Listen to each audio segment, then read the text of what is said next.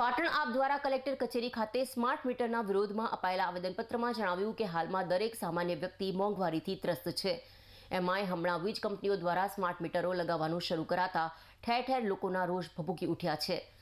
વડોદરા, સુરત, સુરેન્દ્રનગર સહિતના અનેક સ્થળોએ લોકોએ સ્વયંભૂ સ્માર્ટ મીટરનો વિરોધ શરૂ કરી દીધો છે।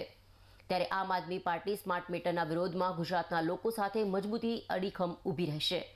ગુજરાતમાં ફિક્સ પે અને કોન્ટ્રાક્ટ પર કામ કરતા કર્મચારીઓના મધ્યમ વર્ગીય પરિવારો માટે સ્માર્ટ મીટરો મરણતોલ ઘા છે। વીજળીની બાબતમાં ગુજરાત સરકાર પહેલા જ પાવર પ્લાન્ટ સાથે કરેલા 25 વર્ષના કોન્ટ્રાક્ટમાં ફેરફાર કરીને ગુજરાતના લોકો પર ફ્યુઅલ એડજસ્ટમેન્ટ ચાર્જનો ભાર જે ઉદ્યોગપતિઓએ ભોગવવાનો હતો તે જનતા પર નાખી ચૂકી છે। વીજળીનો સરકારી ભાવ જ્યાં 3.95 રૂપિયા છે, ત્યાં ફ્યુઅલ એડજસ્ટમેન્ટ ચાર્જ અને સરકારી વેરા ઉમેરાતા સામાન્ય વર્ગના પરિવારને 1 યુનિટ ₹8.58 પડે છે, જે અસહ્ય છે। એમાં પાછો આ સ્માર્ટ મીટર અને પ્રીપેડ કાર્ડનો મરણતોલ ઘા જે પરિવારો ટૂંકી આવકમાં ગુજરાન ચલાવે છે। ઘણીવાર તો ઉધાર ઉછીના કરીને બે બિલ પેનલ્ટી સાથે સામટા ભરે છે। એ પ્રીપેડ કેવી રીતે રિચાર્જ કરશે? જો પૈસા નહીં હોય તો પૂરું થઈ ગયેલું કેવી રીતે રિચાર્જ કરીને નાના બાળકો, ઘરડા, મા બાપ કે પરિવારના બીમાર સભ્યને સાચવશે?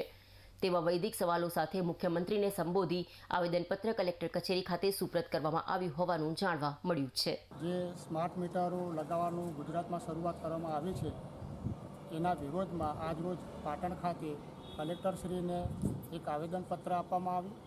આમ આદમી પાર્ટી તરફથી દિલ્હીમાં અને પંજાબમાં 300 યુનિટ વીજળી ફ્રી આપવામાં આવે છે। અમારી એ જ રજૂઆત છે કે પંજાબ અને દિલ્હીમાં જો એ સરકાર 300 યુનિટ ફ્રી આપી શકતી હોય અને ગુજરાતમાં તો એના કરતાં પણ વીજળીનું ઉત્પાદન ખૂબ જ વધારે પ્રમાણમાં થાય છે, તેમ છતાં આ સરકાર ગરીબો અને મધ્યમ વર્ગનું બિલકુલ ધ્યાન નથી રાખતી અને અત્યારે સ્માર્ટ મીટરો લગાવવાનું ચાલુ કર્યું છે।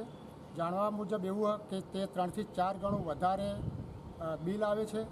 એ આર્થિક બોજો ગરીબ અને મધ્યમ વર્ગના લોકોને પોસાય તેવો નથી।